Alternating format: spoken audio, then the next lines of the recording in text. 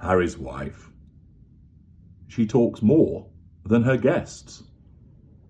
Hello, I'm H.G. Tudor.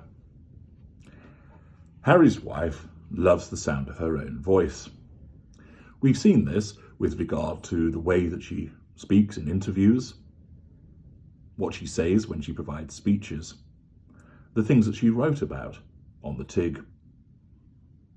She believes that she's hugely important, that what she has to say is of considerable value, where of course it is just a cascade of beige nonsense.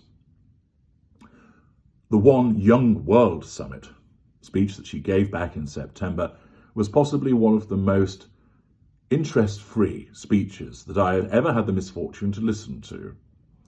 It was just references to herself and her various attendances at previous summits, and then of course the usual fridge magnet platitudes.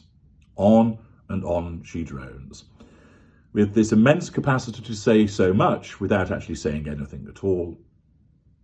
She does not recognise that she's boring. Her narcissism will not allow her to do it. Her narcissism makes her believe that she's hugely interesting, that people are enraptured by what she has to say, that people are delighted to hear what she has to offer. Of course, anybody listening may be polite and think, well, there we are. It's finished now. Didn't really tell me much. There'll be a few deluded souls who think, that's marvellous, fantastic, she's so inspirational. Invariably, they will be of low cognitive function. And everybody else goes, that was absolute dribble. Didn't tell me anything, didn't say anything of substance. It was all talking about herself and the usual platitudes that invariably have been character trait acquired from elsewhere. And perhaps more than anywhere, this capacity for banging on about herself and talking more and more is seen in the archetypes podcrap that we have suffered over recent weeks. In that, she has droned on with her usual intelligible word salads, mimicking her guests, spewing forth the anodyne nonsense. Of course, recently, it appeared that in one instance, she wasn't actually involved in interviewing the guests herself, because a guest whose name slips my memory at the moment thanked somebody else, a producer or an assistant, for being a great interviewer. Not words that will ever be levelled at Harry's wife, because she has no interest in the people that she's talking to. She's only interested in how she sounds, how she comes across, how brilliant she is.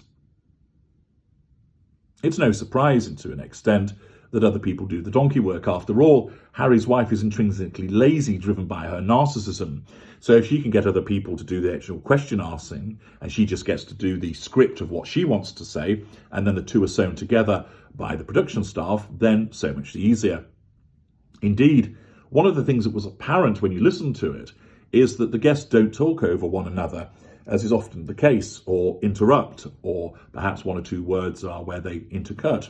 And indeed, it's often the case with the narcissist, because they're so keen to make their own point, so keen to speak, so keen to advance their own views, that they will often interrupt, talk over, not listen to what's being said, and repeatedly get in the way of what the other person has to say. You don't see that, or rather you don't hear that, when it comes to arsey wipes. And that also lends credence to the suggestion that much of it is done whereby somebody else is asking the questions. Now, of course, there will be instances where she is involved with the individual, probably with the more prominent people, because that's good, kudos for her. However, even we saw with Mariah Carey, after the allegation of diva, that threat to control caused her to essentially sneak back into the recording studio once Mariah was no longer there, to record an addendum where basically it was done to assert control and nullify the threat to control posed by Mariah Carey suggesting that she was a diva, by talking about how she meant diva in the absolutely fabulous sense and not as any form of criticism. One poor soul at the Sun newspaper has actually sat and listened and recorded the amount of time that's spent by Harry's wife talking as compared to that of her guest. And it makes interesting, albeit unsurprising reading. In episode 1, Serena managed 17 minutes and 12 seconds. Bravo! Harry's wife, however, completely shat all over her. 30 minutes and 6 seconds of her talking. With Mariah, it was a little closer, but she was still defeated. 16 minutes and 36 seconds for Mariah. Harry's wife got 20 minutes 13 seconds in. Bit of a change with episode 3. Mindy Kaling spoke for 35 minutes and 35 seconds, although perhaps that was to an interviewer rather than Harry's wife. Harry's wife only managed 15 minutes and 33 seconds. She must have been in a sulk about something there. In episode 4, Margaret Cho spoke for 13 minutes and 37 seconds, with Harry's wife coming in at 19 minutes and 36 seconds, beating her. Episode 5, Slate and Wu combined spoke for 14 minutes and 38 seconds, with Harry's wife outgunning them in the speech stakes at 24 minutes and 16 seconds. Episode 6, even the naturally talkative Paris Hilton was shunted to second place, mustering up 14 minutes and 8 seconds, with Harry's wife well ahead of her on 23 minutes and 53 seconds. And in episode 7, Zyvi Fumido only managed 2 minutes and 17 seconds. Poor show there from you, Zyvi. Were you perhaps gagged in some way? Were you silent or were you silenced? People want to know. Harry's wife managed 16 minutes and 12 seconds, absolutely spraying all over her with the beige word salad. So out of those 7 episodes that were analysed, in 6 of them, Harry's wife spoke for longer than the relevant guests.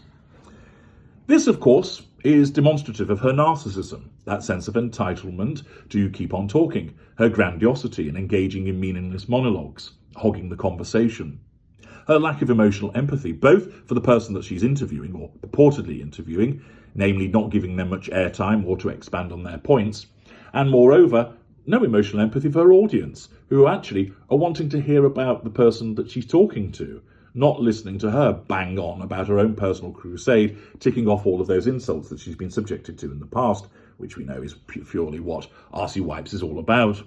It demonstrates a lack of accountability for her behaviour. She can't rein it in.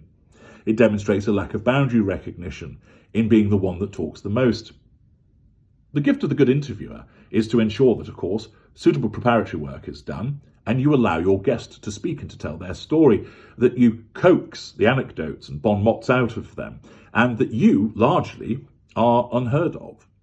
I think I mentioned in parts passing that there's an excellent interview regarding Christian Bale, the actor, and it was part of their YouTube series of where various actors go through their best roles. And you didn't hear once from the interviewer. Why? It was unnecessary. You didn't even hear the questions posed.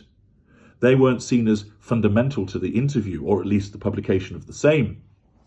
Instead, it allowed Mr. Bale to speak with enthusiasm and detail about his circumstances, the hallmark of an excellent interview. With Harry's wife, none of her interviews are excellent. They're all boring. They're all about her. The guests barely get a look in, and of course, it just results in ridicule. It'll be fascinating to see if Spotify renew for a second series. If they do, they've clearly lost the plot. But the fact that she speaks more than her guests is demonstrative of her narcissism and continues to allow us to understand so much about her behaviours. Many people I see in comment sections elsewhere still end up scratching their heads or espousing incorrect theories as to why she behaves the way that she does. It's quite simple. Everything that she does, when it comes to other people, everything she thinks of, everything that she says, where she does turn up or where she doesn't turn up, is governed by her narcissism.